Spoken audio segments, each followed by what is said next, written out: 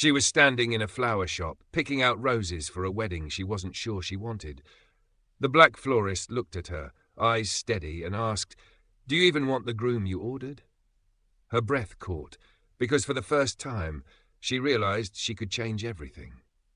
The rehearsal at the Westport Country Club looked like money could sing. Crystal stemware chimed as servers rehearsed a dance of invisible cues, and the ballroom glowed the colour of champagne. Madeline Cross stood in a fitted off-shoulder dress that hugged every generous curve she had, the kind of lush silhouette stylists called classic Hollywood when they meant thick and unapologetically sensual. Cameras loved her. People did too, so long as she played her role. "Chin up, smile softer," her mother murmured without moving her lips, as if coaching a pageant queen. Margaret Cross's hand slipped under Madeline's elbow, adjusting daughter and evening alike. "This is practice, darling. The real thing deserves perfection." Madeline tried. She walked the aisle beside a groomsman whose cologne made her eyes sting, paused on her mark as directed, placed her hand into Preston Ashworth's. He was handsome in the way of catalogue men, symmetrical, polished, a watch gleaming like a small moon at his wrist. His smile suggested benevolence. His fingers felt like a contract. "You'll do beautifully tomorrow," Preston murmured. "Everyone's impressed. Even my mother said the seam of your gown is architectural." "High praise," Madeline said, feeling the compliment land like a label applied with a glue gun. Architectural, collectible, appropriate. They moved through photographs and small speeches, and Madeline watched herself like an actress trapped behind glass. She knew which angle hid the crescent of scar on her knee, which laugh looked carefree instead of desperate. Every white rose in the hall seemed to reflect light without holding it, a mirror of a dream that wasn't hers. During cocktails, Preston angled her toward a trio of partners from his firm. "Quick hello," he said, already aligning his smile. "We'll be in Italy anyway. I slotted meetings in Rome and Paris. 45 minutes tops, brilliant people. You'll love them." "On our honeymoon?" The words left softer than the panic rising in her throat. "It's strategic." He squeezed her fingers without looking at her. "You know how this works, Mads. It's all the same life." "Is it?" she almost asked. The violinist in the corner slid into a polished rendition of something sentimental. Madeline's stomach dipped. She slipped to the garden. Cool air touched her collarbones.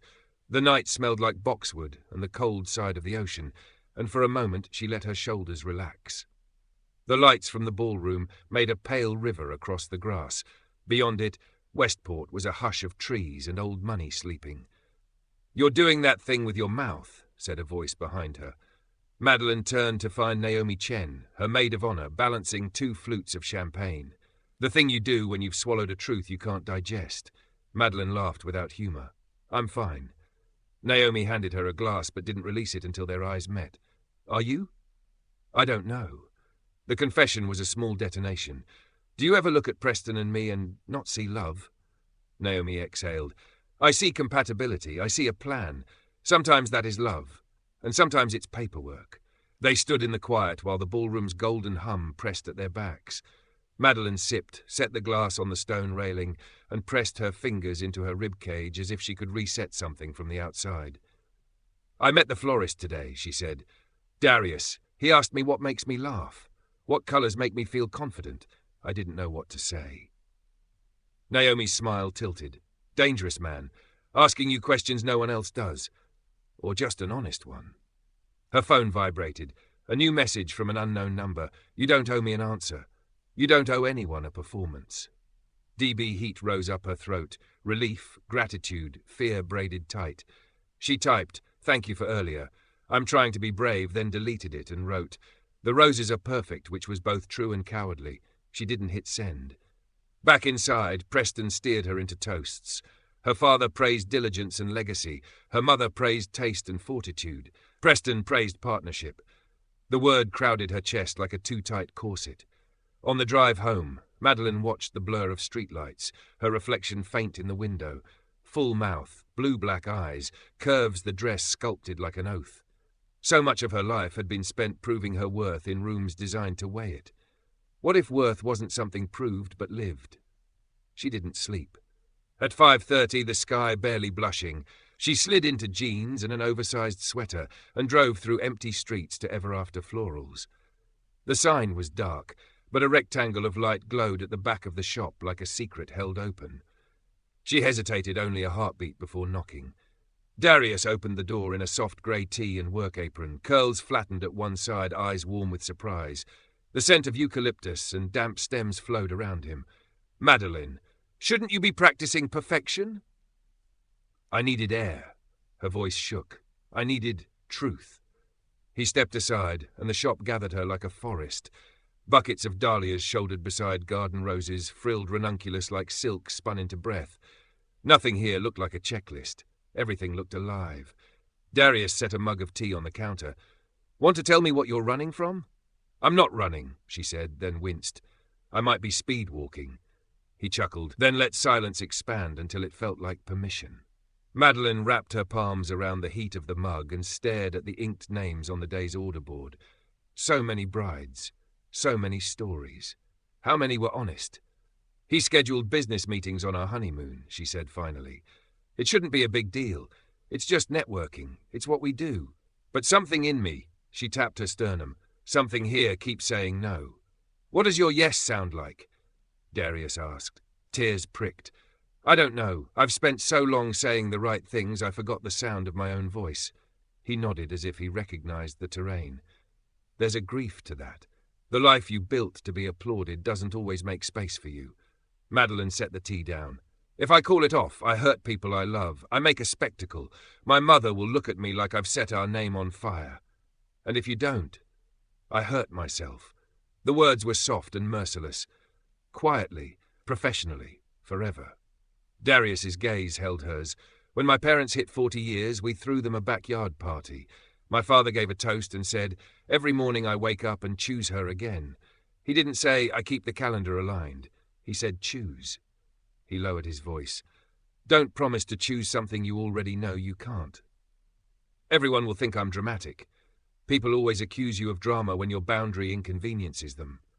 A small, surprised laugh escaped her. "You talk like a florist who's also a therapist. Just a man who's watched a lot of human beings practice honesty next to buckets of flowers." He glanced at the white rose arrangements waiting for pickup. "You can keep these and still change your mind. Or change your mind and let me build something that looks like your heartbeat." "What if changing my mind means changing the groom?" she asked, barely above a whisper. "It might," he said. "But don't do it for me. Do it because you want a life where your yes is yours." She stared at his hands, broad, nicked, gentle, then at the window where morning thinned night into soft silver. "Would you think less of me if I stayed? I won't think of you as anything but human." He smiled, small and devastatingly kind. "I'll think you're brave either way if you tell yourself the truth." The shop's clock clicked to 6. Somewhere a truck growled awake. Time kept moving. That, too, felt like a mercy. Madeline set the mug down and reached for the pen clipped to his apron. On an empty scrap of order paper, she wrote 2 columns, approval and alive. Under approval, she listed things she had been taught to want: reputation, cohesion, predictable dinners, elegant photos. Under alive, she wrote words that felt like hands tugging her forward: color, laughter, questions, breath, warmth, yes. When she finished, her shoulders had dropped. Her face felt naked of performance. "I think I know," she said, surprised by her own steadiness. Darius didn't move closer. He didn't move away. "Text me later," he said. "Whether you decide to be brave now or tomorrow or next year, tell me you told yourself the truth." She nodded. At the door, she paused. "One more thing," she said, turning back. "If I change the groom, do you—" she swallowed. "Would you want to know me outside of this shop?" Darius's answer was a soft, resolute yes wrapped in restraint. "I would, and I'll still be here if you decide the bravest thing is to stand alone for a while." The sky was the color of possibility when Madeline stepped outside. She climbed into her car with the list folded in her pocket, her pulse fierce and frightened and clear. When her mother called, she let it ring, then called back, not to ask permission, but to speak in her own voice at last. Madeline called her mother first. The line barely rang before Margaret answered, voice clipped and bright, the way it got when she was corralling disaster. "Darling, you're late for hair and makeup. Where are you?" "In my car." Madeline said, steadying her breath. "I went for a drive." "A drive? On your wedding day?" Margaret's laugh was thin. "Sweetheart, nerves are normal. We'll get you some tea. Come home. I'm not coming back to get married today." Silence, pure and total, like a room where someone had crushed the lights. When Margaret spoke, the brightness was gone. "Explain." "I can't promise something I don't mean," Madeline said. "I've been careful and obedient and photogenic for 27 years. I can't be a wife just to match a ledger of expectations. Not to him. Not like this. You are not cancelling this wedding." "I am." Madeline surprised herself by how gently the words left her. "I'm sorry. I know it's humiliating. I will help call vendors and cover costs, but I can't perform a life. You're throwing away a future most women would kill for. I'm choosing one I can live inside." Margaret exhaled a sound that was half grief, half fury. "Your father will call you." The call ended. It took less than a minute for Preston's name to flash. He didn't bother with hello. "Margaret says you're having an episode. I'm having clarity." "You're nervous," he said, soothing and managerial. "We'll do a small ceremony tonight. Skip the spectacle, reset expectations. No one needs to know." "Everyone already knows," she said. "And I don't want smaller, I want truer." A pause. "Is this because I scheduled Rome and Paris?" "Those are 40-minute meetings, Madeline. 40 minutes for a partnership that could—" "It's because I don't want a marriage where I'm a brand asset," she said, voice calm. "I want a life where we ask each other what we want, not just what fits the story." He laughed once, incredulous. "And what do you want? Candlelight and poetry? That fades. We're compatible. We're good on paper. Our families—" "I know," she said. "That's the problem. I can't marry on paper." "You'll regret this." "Maybe," she said, "but it will be my regret." When she hung up, her hands were shaking so hard she set the phone down and pressed her palms to the steering wheel until the tremor passed. A robin darted across the hood and into a hedge. Morning had arrived regardless of her catastrophe. She texted Naomi, "Come to the house? It's happening." Naomi replied with a single word, "On," and a red heart. By the time Madeline pulled into her parents' driveway, delivery vans lined the curb. Staff moved like a well-aimed ballet, and white roses waited on every surface, a frozen ocean. Her father stood on the steps with the expression he reserved for negotiations that endangered legacy. "Walk with me," Charles said, guiding her to the side garden, where the boxwoods formed walls and the air felt rehearsed. "Tell me this isn't a stunt." "It's not a stunt, it's mercy," Madeline said. "For him and me." "I don't love him, Dad." "Love is a luxury," he replied. "You marry for stability, respect, a shared life. Feeling follows. If feeling can't arrive before, why would it arrive after?"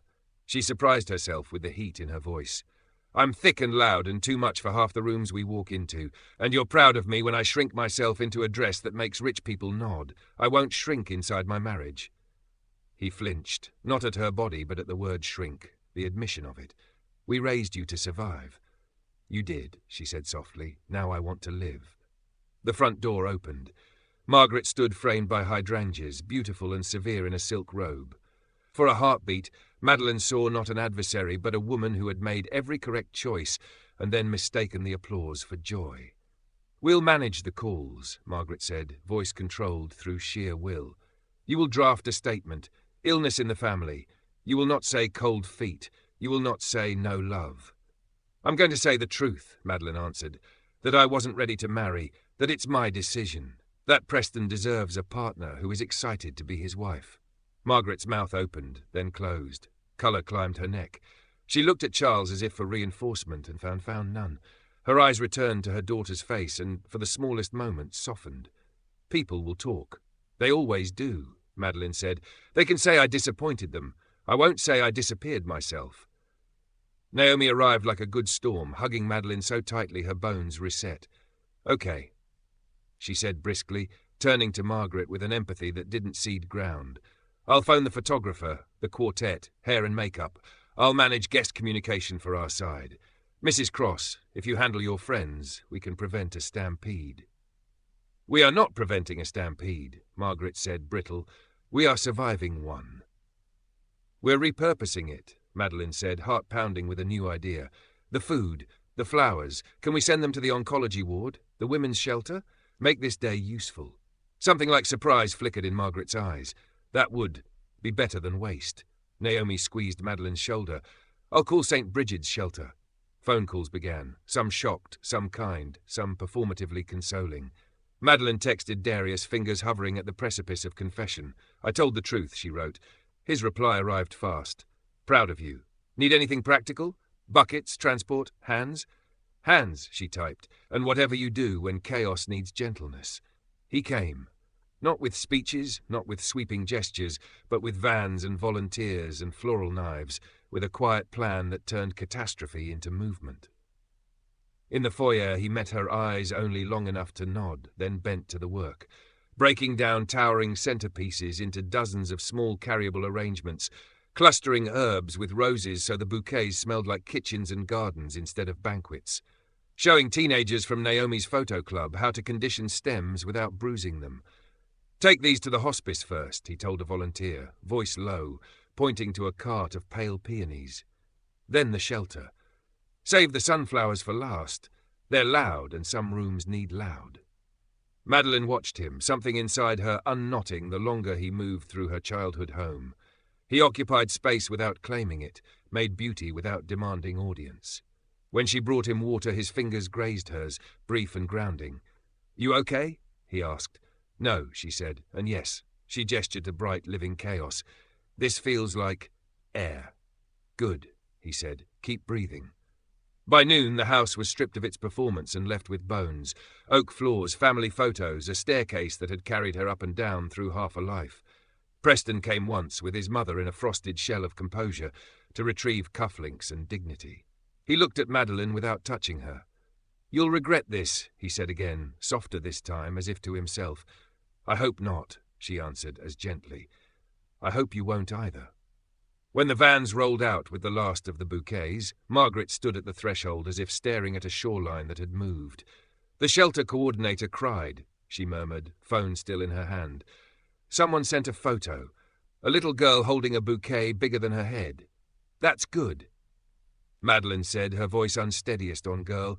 It means today mattered. It was supposed to matter for us, Margaret whispered. It still can, Madeline said. Just not in the way we planned. In the quiet after, Darius found her in the side garden, where the boxwood walls gave way to slanted sunlight. He didn't stand too close. He didn't offer a medal. He just held out a single imperfect ranunculus, the colour of sunrise. For your pocket, he said, so your hands remember softness. Her throat tightened. Thank you, for all of it. You did the hard thing, he said. I just moved flowers. You turned our disaster into a field trip for hope. He smiled, then sobered. Go somewhere that isn't this house, he said. Sleep, eat, let your body catch up to what your heart decided. Will you? She stopped, not trusting the speed of her own longing. Could I stop by the shop tomorrow? Not for arrangements. For air. For air, he echoed. There's always air, she nodded. Naomi's car door thumped shut. The driveway hummed with leaving.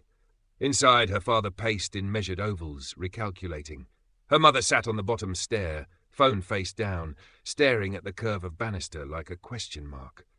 Madeline took the long way out, palm in her pocket against the ranunculus, feeling the petals' cool press, the stem's slight give. In the mirror by the door, she looked like herself for the first time in months, eyes unscripted, mouth unposed, a body that did not apologize for taking up space. In Naomi's passenger seat, she finally cried. Not the sobbing of ruin, but the animal sound of release. Naomi drove without commentary, one hand on the wheel and one hand anchored over Madeline's, as if holding down a kite in high wind. They stopped for greasy fries and ate them in the parking lot like teenagers ditching class. Between gulps of Coke, Naomi said, When you're ready, I want to photograph you. Not for a magazine, for you. I want you to see your face when it isn't performing. Madeline wiped salt from her lip and laughed. Deal. Her phone buzzed. A photo from Darius, a hospital bedside table with a small, lively bouquet, sunflower loud and laughing beside a cluster of basil and a few renegade roses. Beneath it, a paper place card with her childhood calligraphy, table 7. Someone had doodled a smiley face.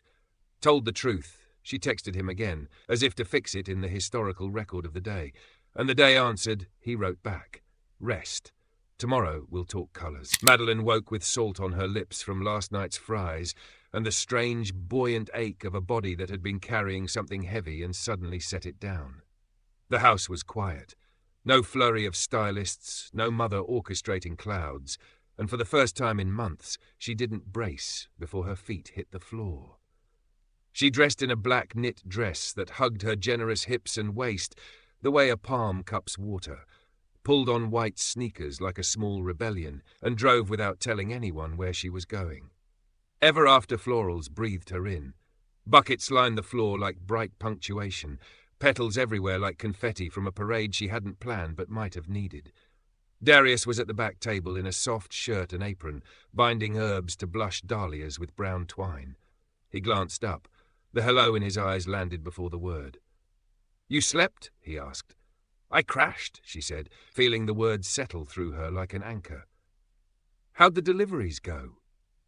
"Hospice first," he said, half-smile. "Your sunflowers were loud enough to start an argument with the IV poles. Shelter next. A girl kept trying to smell basil and giggle at the same time.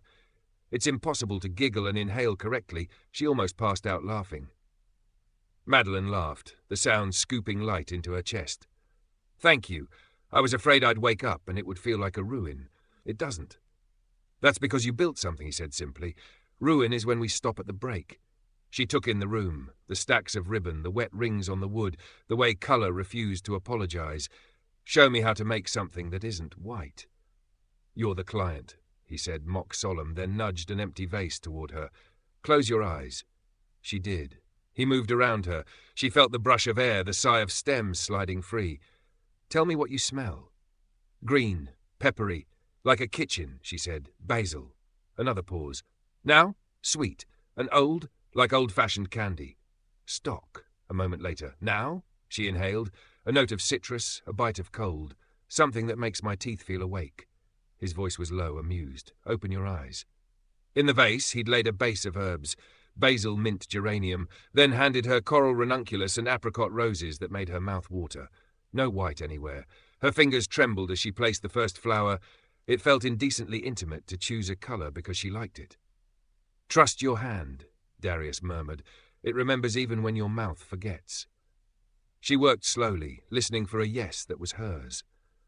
When she finished, the bouquet looked like a sunrise that had decided to stay. It didn't match the room she grew up in or the magazines on her mother's coffee table. It matched the list she'd made yesterday on Darius's counter. Colour, laughter, breath, warmth, yes. Darius leaned in, considering. He didn't fix it. He didn't improve it. He touched the twine and said, "There you are." Her eyes stung. She set the bouquet down, not trusting her grip. "People are going to say I panicked." "They will," he said. "They'd say the same if you married and panicked 10 years later. They prefer a panic they can't see." The bell over the door chimed. A woman in tennis whites and a diamond like a cold planet stepped in, paused, and performed surprise. "Oh, Madeline, I heard the news." She set a hand to her chest as if steadying pearls. So brave. There was no oxygen in the room for exactly 3 seconds. Madeline smiled the smile she'd been bred for, then let it fall like a costume. "It was honest," she said. "Sometimes those look the same." The woman blinked.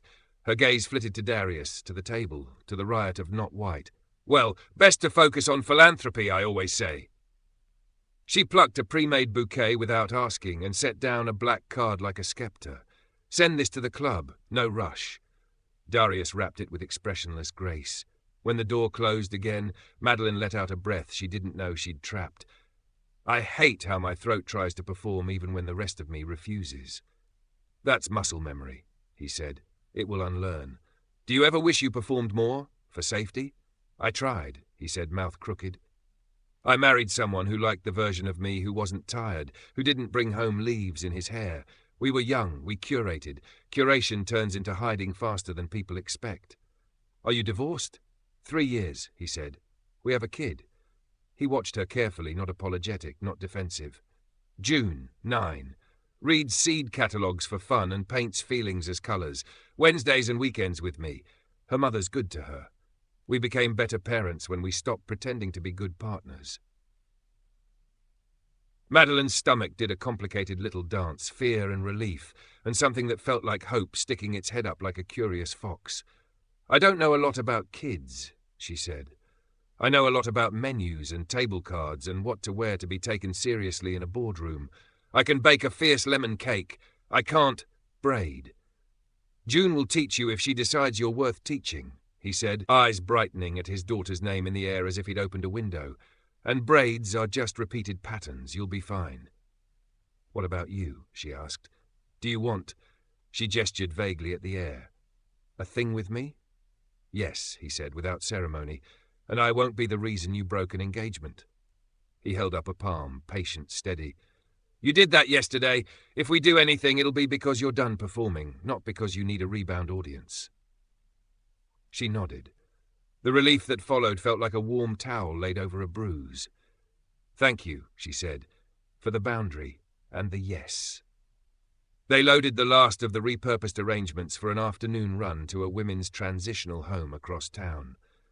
Madeline insisted on carrying buckets. Water sloshed against her thighs, cool through the knit, and she laughed when her sneakers squeaked on the wet floor. A week ago, she would have fretted about how her dress clung to her belly and hips. Today, she liked that the fabric remembered her shape. Naomi would have said, "Look at you, unshrinking." In the van, Darius drove with the easy attention of someone who believed the point was arriving intact, not quickly. Westport thinned into low brick buildings with sun-faded signs, a mural of bright hands cupping a house spread across a wall the colour of old sky. The coordinator met them at the curb, grateful and brisk. "We've got a mom who starts nights at the grocery," she said, wrestling a baby on her hip and a clipboard.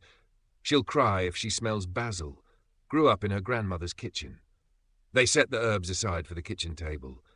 In a common room with mismatched chairs and a dented piano, 3 women lingered, wary and curious. Madeline offered a bouquet like an apology and had it received like a ceremony. One of the women, a teenager with braids and a scowl she hadn't earned, stroked a ranunculus as if it might purr. "Tell me what colours feel like happy," Madeline heard herself say. "We'll make it for the next delivery." "Yellow," the teen muttered, then louder, but not smiley-face yellow, like school bus in September yellow. "Got it," Madeline said, making a note on her phone. "Harvest yellow." On the way back to the shop, they picked up coffees and sat on the curb outside Bosman, knees almost touching, paper cups warming their palms. A breeze skimmed her bare shoulders. A smear of flower dust glowed on Darius's forearm like accidental gold. "I don't know what happens next," she said. "You choose again tomorrow," he said. "And the day after. Choose your colours, your work, your people." He glanced sideways. "If you want to include me and a 9-year-old who thinks green has 11 moods, we can choose dinner that isn't networking." "Is that an invitation?" "Wednesday," he said. 7. My place. June will make you identify 5 kinds of green. I'll make pasta. You bring that lemon cake you bragged about." "I didn't brag," she said, mock-offended. "I declared." "Declared," he echoed, grinning. "Bring your declaration." She stared at the street, at the normal progress of a late morning. Dog walkers, a courier, a kid dragging a scooter by the handle. The world had not ended when she told the truth. It had changed shape to fit it. Her phone vibrated. "Naomi, your mother sent me a photo of the shelter. She said Madeline didn't waste it." Then she wrote, "I didn't either. I think she's softening." A beat later, "Also, your ex's mother has called you unstable to 3 different people, and somehow you look hotter than ever on the internet. So, balance." Madeline laughed out loud. "My mother might still love me," she said, showing Darius the text, "in her way." "She always did," he said. "Now she might love the version of you who loves herself." Madeline looked down at her body, a thick, curvy map of everything she'd survived and celebrated, and felt a tenderness that almost undid her. She bumped his shoulder with hers. 7, she said. "Wednesday. I'll bring lemons, and a cake that tastes like the colour you can't stop saying yes to." Wednesday evening smelled like tomatoes and rain. Madeline stood on the porch of the cedar bungalow with a cake carrier balanced on one hip, heartbeat thudding against the handle. Before she could knock, the door swung open, and a small person with a paint-splattered ponytail and very serious eyebrows peered up at her. "You're Madeline," the girl said, as if confirming a specimen. "I'm June. Dad says you know the difference between lemon yellow and egg yolk yellow." "I brought a cake to defend my reputation," Madeline said, lifting the carrier. June stepped back with grand ceremony. Enter and prepare to be judged. The house unfolded warm and unpretentious. Books stacked in conversational towers, a string of pressed leaves across a window, a table scarred in the best spots. In the kitchen, Darius turned from the stove, smile flickering quick and delighted when he saw her. He had a dish towel slung over his shoulder and flour on his forearm like accidental chalk. "You made it," he said, "and you brought counsel." "Counsel with sugar," she said. "Is this bribery?" "Absolutely," June said. "Please proceed." Dinner was pasta-tossed with blistered tomatoes and basil, a salad that tasted like a garden's inside voice, and bread that somehow had 4 temperatures at once. June quizzed Madeline with the solemnity of a magistrate. "Identify 5 greens." Madeline inhaled the salad like a sommelier. New leaf, deep forest after rain, jealousy but in a nice way, money if it wasn't rude, and hope. June's eyes flared. She slapped the table softly, pleased. "Dad," she said, "hope." "I heard," Darius said, amusement gentling his mouth. Points awarded. They ate. They talked about anything that wasn't the internet. June explained that Green had moods. 11 at last count, but probably more. Grown-ups get bored before they finish counting. And Madeline confessed she had always wanted to paint, but had learned early that being good at looking like you belonged paid better. June considered this gravelly and said, "You can belong where you paint if you don't ask the room first," then dunked bread in her water and chewed with defiance. After cake, lemon that snapped bright and clean, June asked if she could show the project. Darius nodded. She returned with a portfolio as big as her torso and spread paintings across the rug, watercolour fields where emotions and plants had cross-pollinated. Joy was sunflower yellow with loud brushstrokes. Grief was rosemary grey-green with soft edges. Courage looked like ferns pushing through sidewalk cracks. "This one," June said, tapping a square that hummed with layered greens and a stubborn thread of gold. "It's why I made Dad buy the fancy paper." "What is it?" Madeline asked, throat tight for reasons she couldn't name.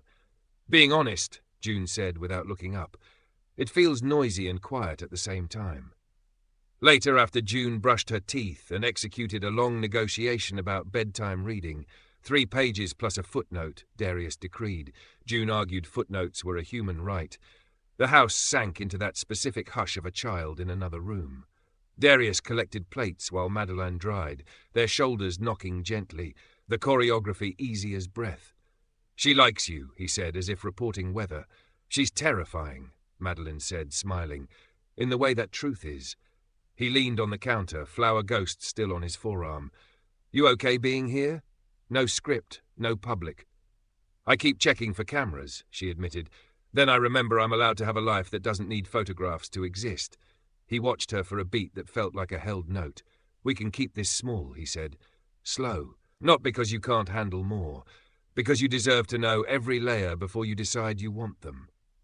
"Layers," she said softly, thinking of cake and greens and the way his voice sat low in her bones. "I like layers."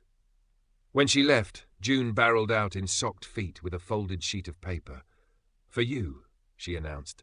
It was a map, crayon arrows leading from a stick-figure porch to a rectangle labelled kitchen, where the Greens live, to a square labelled table, where humans say true things.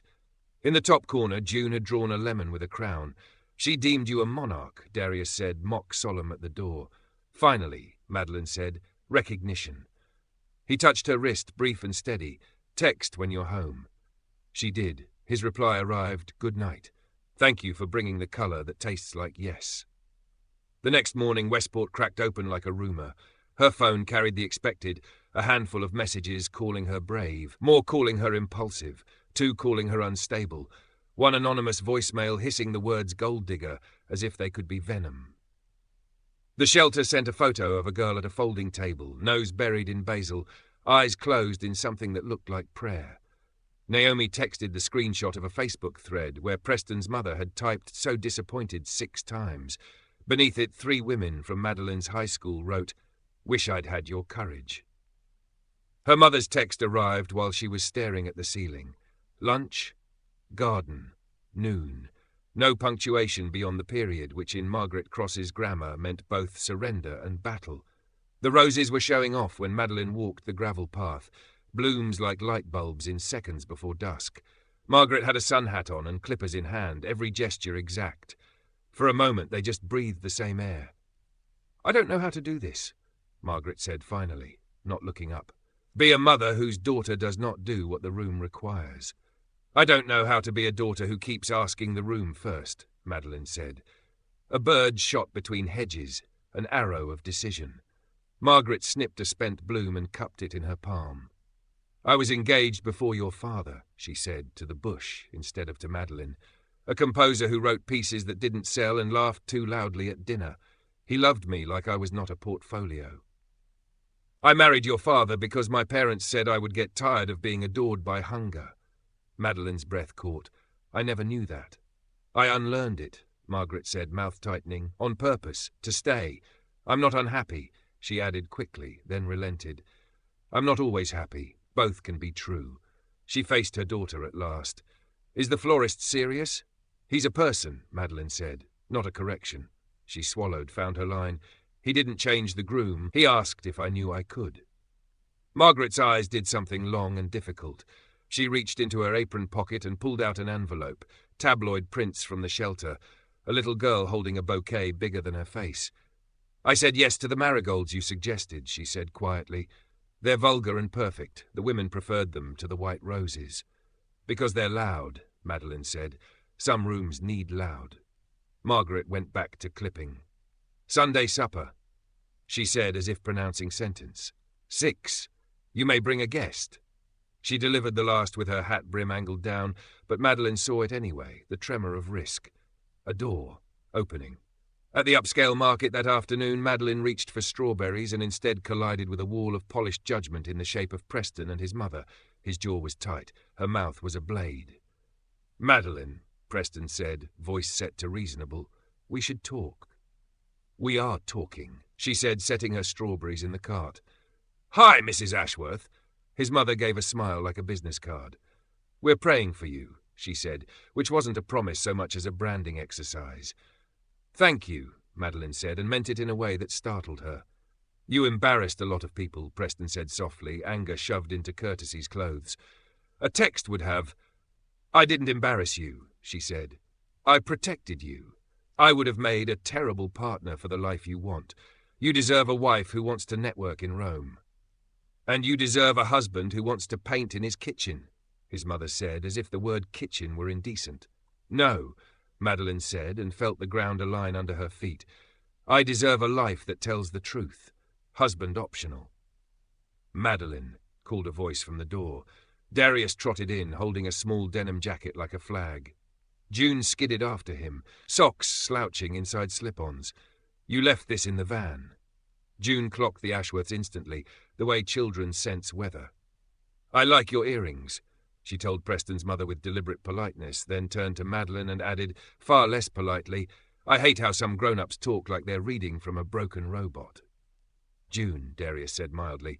"What?" she whispered loudly. "I didn't cuss." Madeline laughed despite herself. Something unfroze.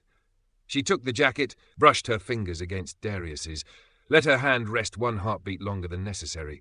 Preston saw it. His mother saw it. The world did not end. "Good to see you," Madeline told them both, and meant that too. Good to see the story she had stepped out of, clear on the shelf where it belonged. Outside in sunlight, June marched ahead, narrating a theory about why basil tastes better when you steal it. Darius fell into step beside Madeline, neither reaching nor retreating. "My mother invited you to Sunday supper," Madeline said, almost laughing at the audacity of the sentence. "That's not a trap. It's a weather event." "I can bring umbrellas," he said. "And greens," June yelled back without turning. "Bring courage greens." Madeline slipped her arm through the crook of his, an experiment that fit like memory. The awning threw striped shadows over their joined shadows, two shapes walking in the same direction, choosing the next small yes. Sunday smelled like rain held back by manners. Madeline stood at her parents' gate with a bowl of lemon vinaigrette and a heart beating like it was rehearsing a speech. The gravel path glittered. The roses along the way wore the kind of bloom that makes strangers slow down their cars. She smoothed the coral knit dress that loved her hips without apology and pressed the bell. Charles opened the door in shirt sleeves, his tie draped like a surrender flag around his neck. "You're early," he said, which in his language meant thank you for not making me stand alone in this doorway. "I brought the salad," she said, lifting the bowl. "Good." He stepped aside, then, awkwardly, put a hand on her shoulder and squeezed once. "Good." In the kitchen, Margaret conducted the room with a wooden spoon, anxiety hidden inside choreography, pan to platter, platter to table, knife to board with neat, satisfying clicks. She wore linen and a sun hat, as if she could pretend the conversation would happen in some other yard. "You came," she said, not quite turning. "I said I would. That's not the same thing as doing it." Margaret set a tray down. "Is he? Are they? Are you?" The bell rang again. Margaret straightened, squared her shoulders and nodded at the door like a queen dismissing a messenger. "Well," she said, "we are people who answer." Madeline opened the door to Darius carrying a crate of tomatoes, and June behind him with a terracotta pot bristling with marigolds like small suns. June, white sundress, knees grass-stained, a streak of blue paint drying on one forearm, stopped at the threshold and stood very straight, as if practicing bravery at the exact line where one world meets another. "Mrs. Cross," Darius said, his voice low and warm, "thank you for having us." Margaret regarded the marigolds as if they might swear. "Those are vivid." "Courage flowers," June said solemnly, setting them on the counter with both hands. "They're loud so you can hear them from the scary place." Margaret blinked. Something in her posture loosened a half-click. "We'll put them where the roses get eaten by aphids," she said. "Perhaps volume will frighten insects." June nodded. "That's science." The house, used to polite silence, filled with a different hum. Darius moved as if he'd always known this kitchen, washing basil without splashing, slicing tomatoes into coins. Charles hovered and then, helpless to his curiosity, began asking questions about soil and drainage. Margaret arranged bread in a fan that would look good even when half-eaten. At the table, formality faltered and, after a breathless second, did not recover. June demanded the right to toast with lemonade and granted it, stood on her chair and announced, "To people who don't ask the room first." Charles choked on a laugh. Margaret hid a smile behind her napkin and then, deciding to stop hiding, didn't. Dinner made conversation easier. Darius talked about the hotel contract he'd turned down and why staying home felt like success when success meant time with a child and a town he liked. Charles asked about margins and seasonality and what you do when peonies fail. Darius answered without defensiveness, explaining hedges and risk and the way a small business is a garden disguised as math. "Do you miss chasing bigger?" Charles asked. "I'm still chasing bigger," Darius said, tearing bread. "Just different nouns." "What nouns?" Margaret asked before she could stop herself. "Time, presence, work that returns more than money." He shrugged. "When June remembers being 9, I want her to remember me standing in the doorway of that memory, not luggage." June, chewing, pointed at him with her fork. "See," she said to Margaret, conspiratorially. "He isn't a boaster. He's a talker." "That is an improvement," Margaret said, and this time her smile needed no hiding. They ate lemon cake out of mismatched plates because the good china felt like it would shatter under this kind of tenderness. Naomi arrived late with flowers stuck into her bun like exclamation points and declared no photos, even as she took one sneaky, of Margaret and June arguing cheerfully about how much basil is too much basil. Laughter ran around the table like a dog off its leash. When the sun sighed lower, they moved to the garden. The marigolds, already set into the dirt by June and Charles with the focus of 2 engineers, shouted their cheerful orange along the rosebed. Fireflies blinked on, small surprise endorsements of the evening. Margaret stood beside Madeline under the cedar where family portraits had been taken for decades, Christmas cards, graduation announcements, the one with braces everyone pretended to love. She cleared her throat, collecting words like careful knives. "I spent all week composing speeches," she said. "Punishing ones, persuasive ones. I realized this afternoon I only needed to say 3 sentences." Madeline braced. "1," Margaret said, and took off her sun hat so her face could be seen. "I was wrong to choose appearance over your happiness." Her voice shook once and steadied. 2, I forgot how to want loudly. And 3, Madeline whispered, Margaret reached behind the bench and brought forward a box she'd hidden there earlier, old cardboard tied with ribbon. She set it in Madeline's hands. The box was heavier than it looked. "This belonged to my grandmother," she said. "It's the vase from the first time anyone in our family thought roses mattered. We've always used it for white." She glanced at Darius, at June, at the marigolds. "I would like you to use it for whatever you like." Madeline opened the box.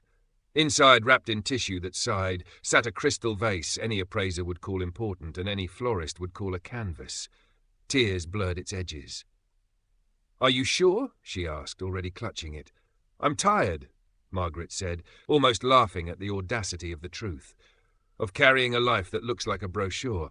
Give me something that looks like us." June clapped once, fierce approval. "Loud roses," she declared. They set the vase on the low wall while the light went soft. Darius slid a sprig of basil and a bruised marigold into it, as if to begin it before the world could argue.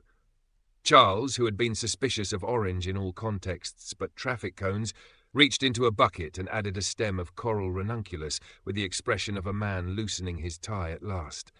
There was a door sound, the front bell, and Madeline felt her body tense until she saw Naomi returning from the sidewalk with a greeting card and a small, awkward bouquet of grocery store tulips. "Drive-by," she said, waving the envelope. "No threat, just the universe leaving notes." Inside the card, a line of handwriting she knew. "We weren't right, but you were right. Be happy." She exhaled. She didn't owe him a reply. She put the tulips into a jar and set them by the sink, ordinary kindness filed under done. Later, when the plates were stacked and the house exhaled, Darius found her by the marigolds. June lay on the lawn behind them reading, feet bicycling the air, pretending not to listen. "Your father shook my hand like a man," Darius said softly, almost amused. "He does that when he's proud and doesn't know how to say it," Madeline said. "My mother gave me her grandmother's vase, which in cross-family math is the equivalent of like 12 I love yous. I counted at least 14. They stood in the scent of damp dirt and basil that had bruised its confession into the air. Darius touched the twine on his wrist, the bit he always tied there while he worked, then unwound it as if undoing a spell. "I don't have a ring," he said, not kneeling, not performing, just looking directly at her. "And I don't have a timeline I want to bully you into. I have a question I learned from watching you." He looped the twine gently around her finger and didn't tie it yet. "Do you want to build a life with me that chooses again every morning? Not because the room demands it, because we do." Her yes was laughter first, then tears, then the word itself, uncomplicated at last. "Yes." June rolled over onto her elbows. "Does that mean I can teach her to braid?" "It means," Madeline said, half sob, half laugh, "I will be your worst student and bring snacks." "Correct answer," June pronounced, and flopped back down, satisfied. They tied the twine together, a small vow that could survive dishwater and garden dirt and the next necessary conversation. From the kitchen window, Margaret watched with a hand over her mouth. Charles put an arm around her shoulders, surprised to find that his body knew how to do that without an instruction manual. Sometime after the first crickets, and before the porch light clicked on, Naomi broke her no photos rule and took one, the vase full of loud colour on the garden wall. Madeline's thick, glorious silhouette pressed to Darius's steady frame. June in the grass like punctuation. Margaret and Charles framed by the kitchen's yellow square, two faces learning softness. She sent it to no one and printed it the next morning for a frame that didn't match anything else. Weeks later, the vase held zinnias from June's patch and a bus ticket stub from the day they drove to the city and didn't ask any room's permission before ducking into a museum. Months later, marigolds stitched a bright border all along the roses, and Madeline's lemon cake showed up in neighbourhood recipes like folklore. A year later, on an evening that smelled like tomatoes and rain again, they gathered in Ever After Florals, where the ceiling wore ribbons and the floor wore petals. And June, now 10 and demanding footnotes, stood on a crate to read a poem she wrote titled "What Colour Yes Is." Madeline's dress was the colour of harvest. Her body was unhidden. Her mouth knew how to smile without asking. When she took Darius's hands, she felt the twine under the gold, the mourning under the ceremony, the choice beneath the applause. "Every day," she whispered. "Every day," he said back. And somewhere in the front row, Margaret cried just enough, and Charles did not pretend not to. Outside, the marigolds yelled blessings no one could mistake. Inside, the room did not get asked first. It learned to listen.